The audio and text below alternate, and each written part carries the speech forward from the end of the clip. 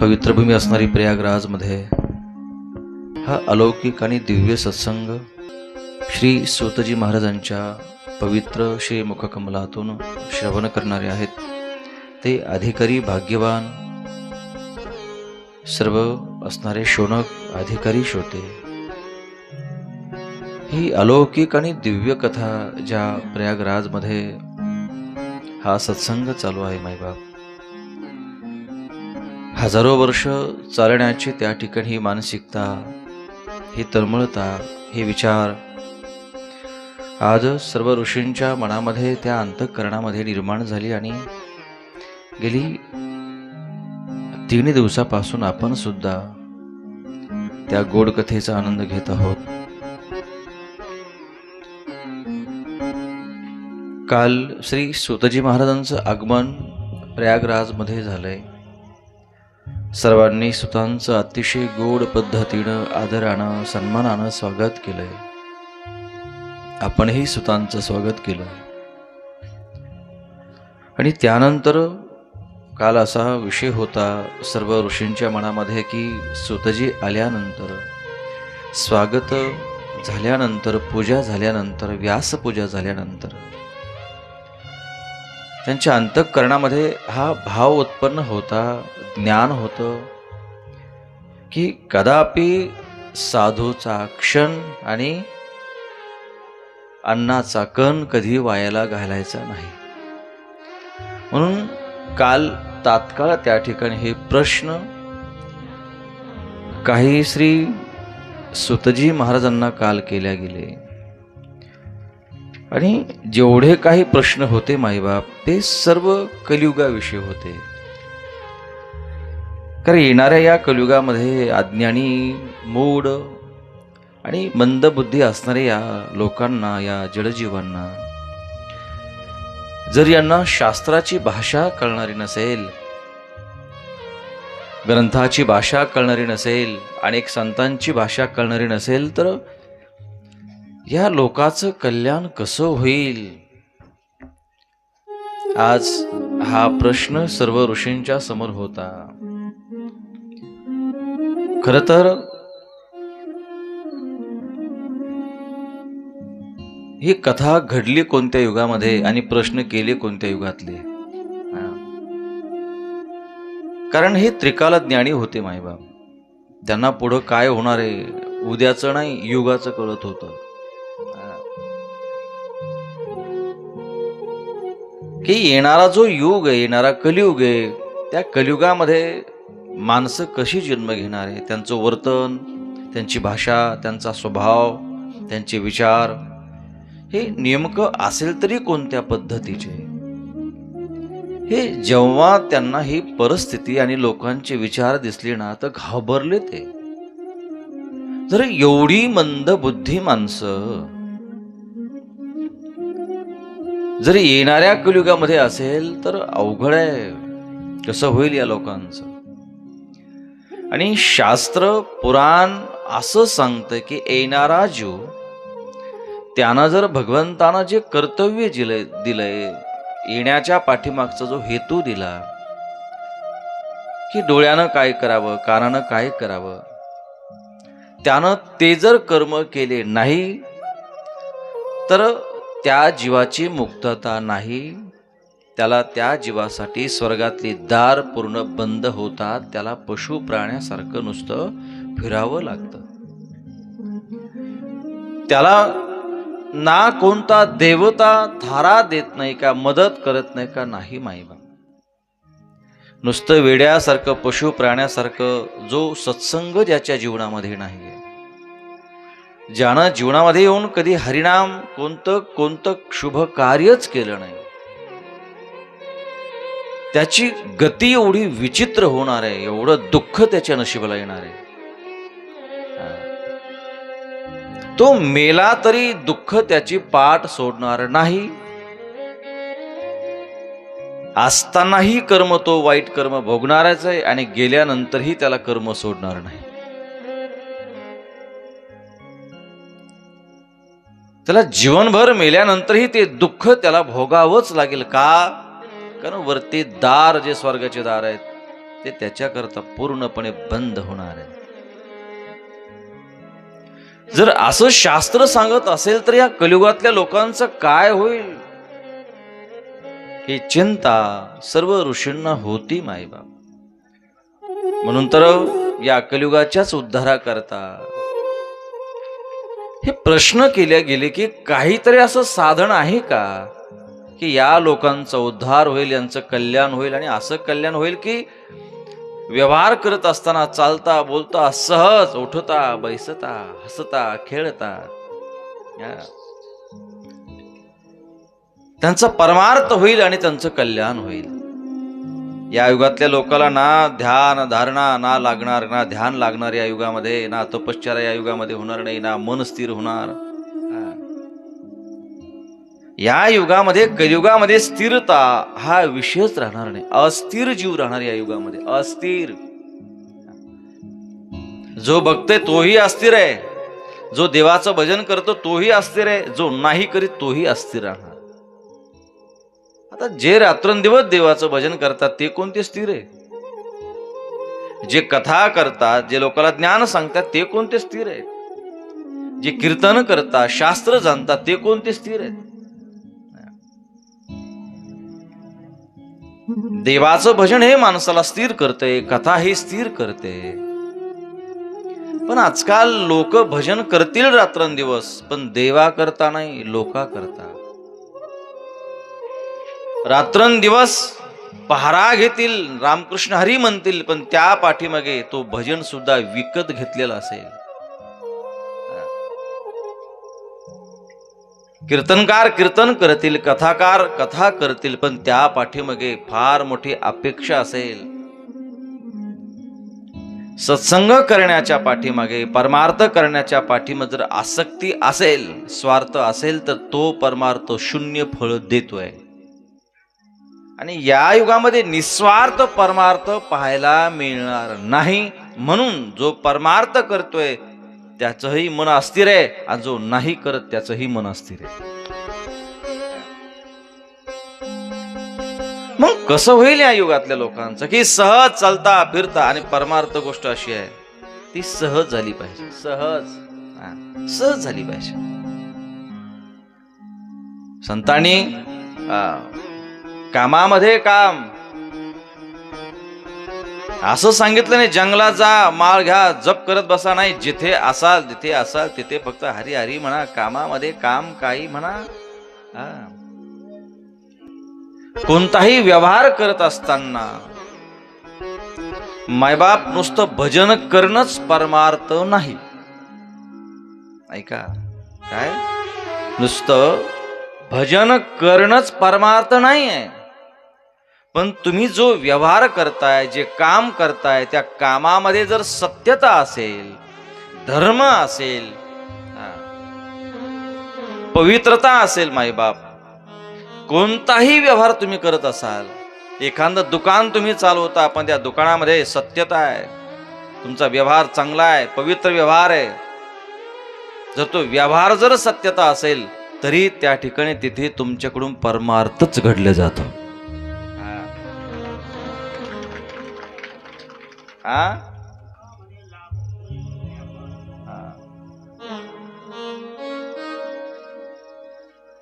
तुका म्हणे होय लाभ होय तो व्यापार. शिकवावे.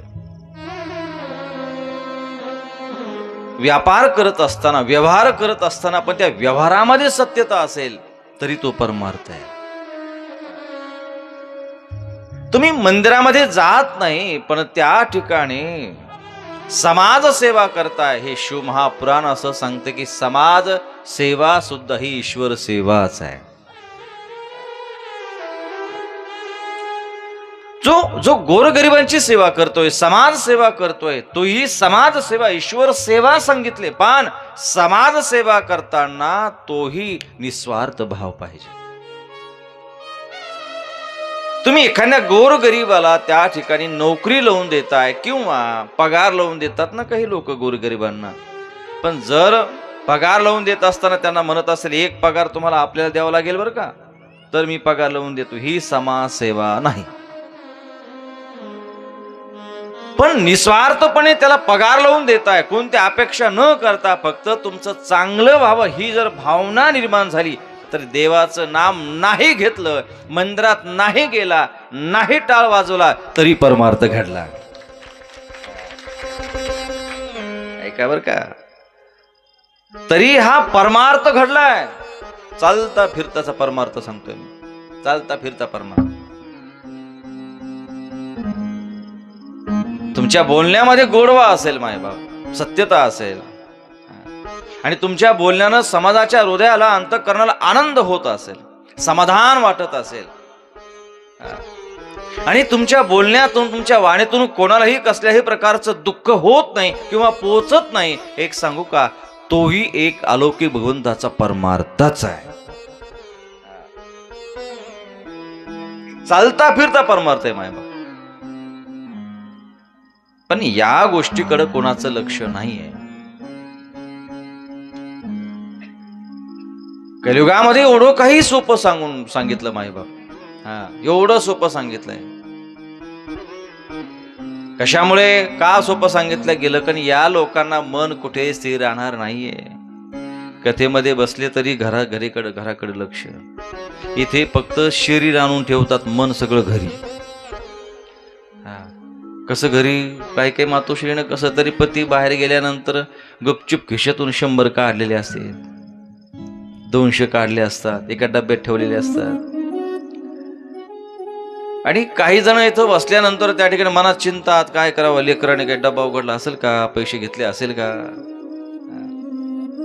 म्हणजे शरीर इथं ठेवलंय पण मन कुठे, मन घरी ना. मायबाप परमार्थ हा शरीरानं करायचाच नाही सांगितलंय. दर्शन हे शरीरानं करायचंच नाही सांगितलंय. दर्शन हे अंतःकरणानं आणि मनानं करायचं सांगितलंय. बरं का, मनानं. इथे शरीराचं काम नाहीये, हे माध्यम, हे साधन आहे. एक प्रकारची गाडी इथपर्यंत फक्त आणायची, आणलंय तुम्हाला इथपर्यंत.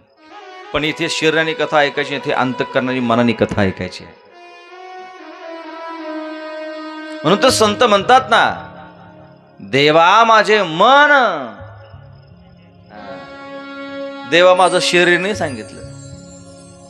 मन महत्वाचं आहे मायबाप. कथा ही अंतःकरणातून ऐकायची असते. देवाला मन अर्पण करायचं असतं. अंतःकरणातून भगवंताचं दर्शन घ्यायचं असतंय. आणि जो अंतःकरणातून दर्शन घेतो ना, त्याला हात जोडायची गरज नाही, त्याला मस्तक झुकवायची गरज, काही करायची गरज नाही. अंतःकरणातून देवाचं ध्यान केलं, त्या क्षणी त्याचं दर्शन झालं.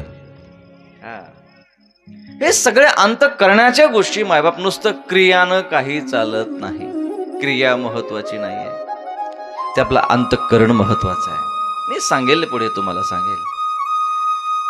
म्हणजे या युगातल्या लोकांचं कसं होईल हा प्रश्न केल्यानंतर श्री सूतजी महाराज म्हणतात, अरे घाबरायचं काम नाही. जगाच्या मायबापाने एवढे अलौकिक शास्त्र निर्माण केलंय ना, आणि सर्व देवांचा जो देव म्हटला गेलंय तो महादेव आहे. सर्व देवाचा देव, त्याला महादेव असं म्हणतात. आणि भगवान भोलेनाथांचं पुराण सुद्धा असं आहे, शिव महापुराण. हे महान पुराण आहे मायबाप. 24,000 श्लोकात्मक हे पुराण आहे. 7 संहिता आहे याच्यामध्ये.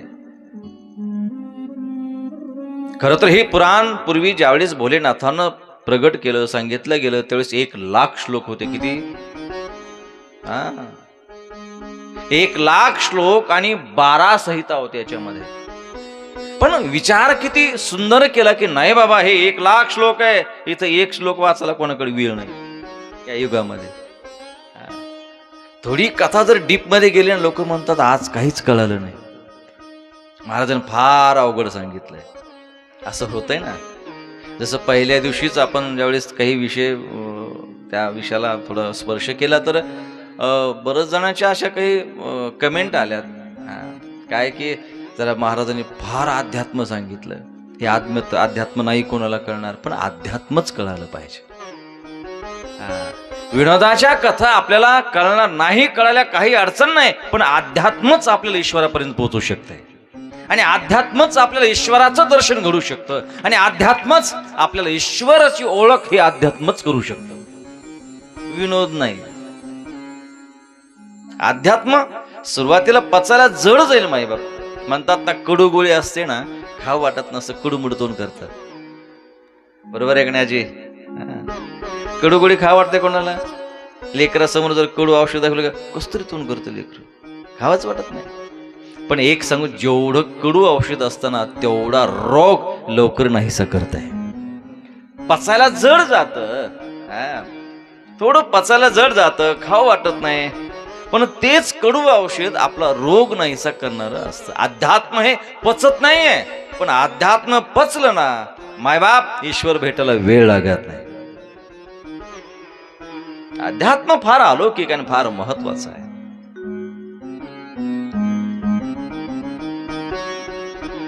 म्हणून कलियुगातल्या लोकांना इतका वेळ राहणार नाही ना. का? अरे मायबाप मेले तर मायबापाच्या वर्ष श्राद्धाला यायला पोराला वेळ नाही. एवढं अवघड झालं या युगामध्ये. कित्येक लोक म्हणतात, अरे भया मी माझं येणं होत नाही वर्ष श्राद्धाला, मी पैसे पाठवून देतो, तू वर्ष श्राद्ध करून घे. अशा कितीतरी घटना या जगामध्ये आहे बरं का. मायबापाचं श्राद्ध करायला या कलियुगातल्या लोकांकडे वेळ नाही हो. इथलं पैसाच मायबाप झालाय. पैसा म्हणजे सर्वस्व या जगामध्ये. माणसाला किंमत नाही, पैशाला किंमत आहे.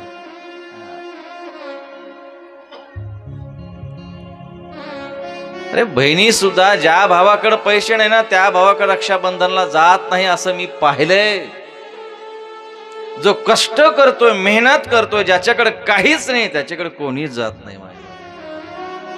ज्या भावाकडे पैसा आहे, धन दौलत आहे, तिकडे पळतात.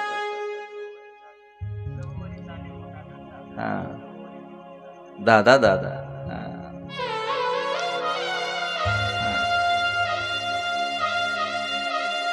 जोपर्यंत पैसा आहे ना, तोपर्यंत सगळं आहे. माझा बाप बी फार अत्यंत गरीब येतला होता. घर नाही, दार नाही, कोणी येत नव्हतं, पत्रिकात नाव बी टाकत नव्हतं,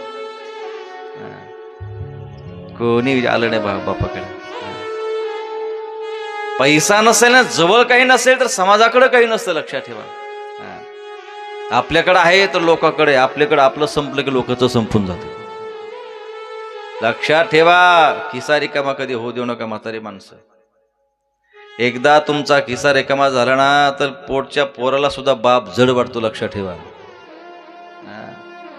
जोपर्यंत हे शरीर काम करतंय ना, हे युगाची गोष्ट सांगतो मी तुम्हाला, कलियुगातला विषय. इथे बिनकामी माणसाला किंमत नाही, कामावाल्या माणसाला किंमत आहे. जोपर्यंत बाप काम करतोय, कष्ट करतोय, तोपर्यंत मुलगा सुद्धा म्हणतो दादा दादा, पप्पा पप्पा, बाबा बाबा चालू असतंय. दवाखान्यात नेऊ का, असं करू का, काय सेवा करू. अनेकदा बाप थकावा आणि बाजावर पडावा, बापाला रोग व्याधी व्हावं, त्या मुलाला सुद्धा तो बाप सांभाळायला जड जातो. तो सुद्धा म्हणतो बाप कधी बरल. बघा तुम्ही, ज्यावेळेस बापाला व्याधी चालू होतात ना, घरचे सगळे त्रस्त होतात. लोक म्हातारी माणसेत, अरे बाजावर जीव जात नसतो, खाली ठेवा लागत असतो. कुठे? जमिनीला. जीव जाण्याकरता, बाप मरण्याकरता खाली ठेवणारे कोण आहेत? कोण आहेत? बाहेरचे नाही, गल्लीतले नाही, घरातले. ज्याला जन्म दिलाय, ज्याच्या करता खटाटोप केलाय, कष्ट केलाय, ऊन पाहिले नाही तुम्ही, ताण पाहिली नाही रे, स्वतःच्या शरीराची कधी काळजी केली नाही. मायबा पायाला फोड येईपर्यंत तुम्ही त्या मुला करता, त्या लेकरा करता महान कष्ट केले. तेच मुलं म्हणतात बाजावर मरण येत नाही, आता खाली म्हाताऱ्या ठेवून. आणि खाली ठेवणारे कोण आहेत? हे आपलेच पोरे. आणि आग्नी लावणारे कोण आहेत? ते आपलेच आहेत.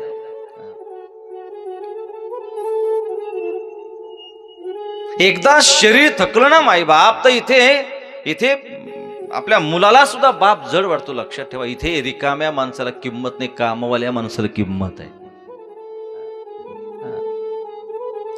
सब पैसे के भाई भाई रे सब पैसे के भाई रे,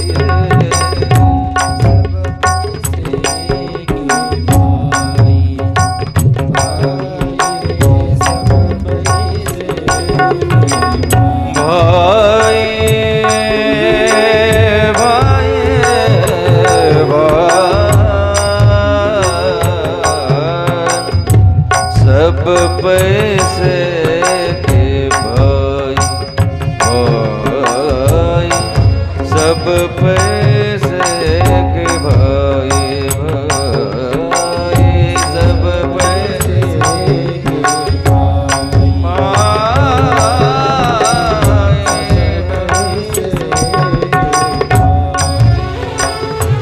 अपना कोई नहीं,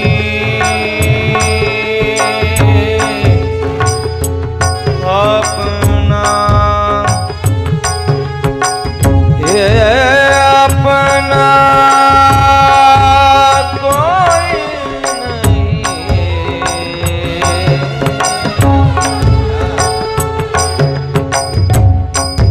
बहन कहती है भाई मेरा,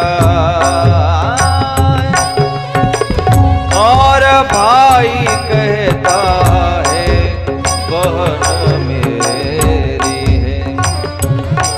ना बहन भाई के ना भाई बहन का, ये तो जन्म देने का नाता है। माँ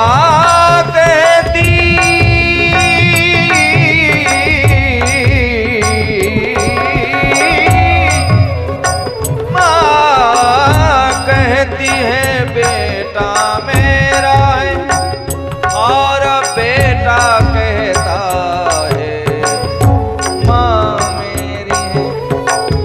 ना बेटा माँ का ना बाप का, ये तो जन्म देने का नाता है।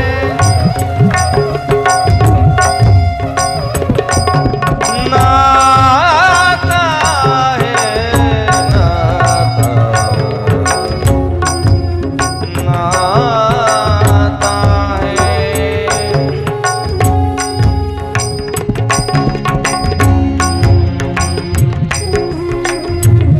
सब पैसे के भाई,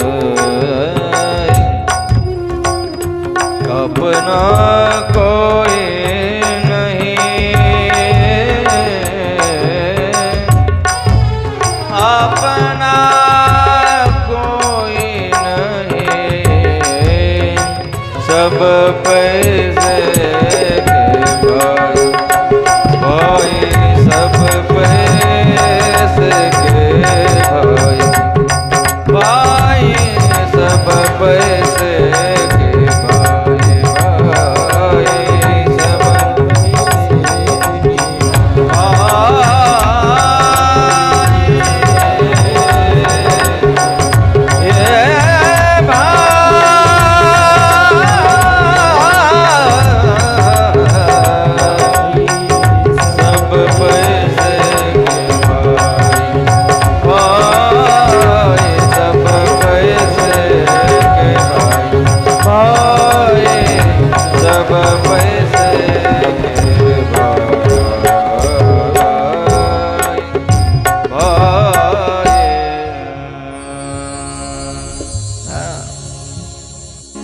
सब पैसे के भाई अपना कोई नाही.